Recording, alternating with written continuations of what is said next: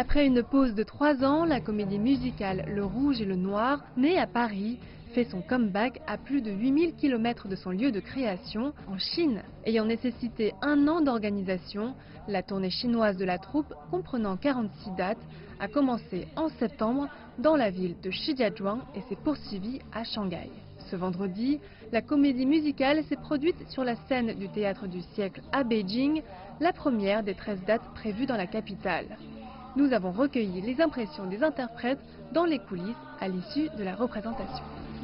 Que du bonheur, comme on dit chez nous, du bonheur.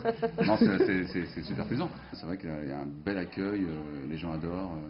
Enfin, voilà, ça se voit, quoi, ça se sent. Ça fait vraiment trop plaisir d'être si loin de chez soi et de voir des salles pleines comme ça avec autant d'envie. Il y a plein de gens qui sont venus aussi des premières villes où on a joué, qui sont venus jusqu'ici, qui ont fait le voyage, donc en fait c'est fou. Même il y a des débuts de chansons, mais carrément là sur les Valnos, ça arrive. J'ai fait. Alors, moi, C'était fou. On entendait, j'étais là-haut, on entendait là-haut hurler. Super, voilà. C'était fou. Belle franchement, ouais, super. Le public venu nombreux, dont certains d'autres villes, rit et évolue avec les acteurs sur scène. Aussi bien les francophones que les non-francophones, beaucoup de spectateurs connaissaient déjà ce soir-là les chansons de la comédie musicale.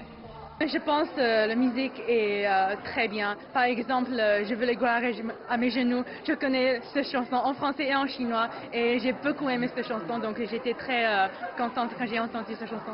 Évidemment, je suis très fier que cette œuvre magistrale soit présentée en Chine et surtout de voir une salle remplie, et je trouve qu'ils retransmettent vraiment très bien l'atmosphère et l'esprit du roman. Et j'espère qu'un certain nombre voudront soit apprendre, soit approfondir leur connaissance du français, c'est certain. Une trentaine de personnes, artistes et techniciens compris, ont voyagé depuis la France pour permettre au spectacle de rencontrer son public chinois, de même que la plupart des éléments de décor qui ont ensuite été réassemblés ici.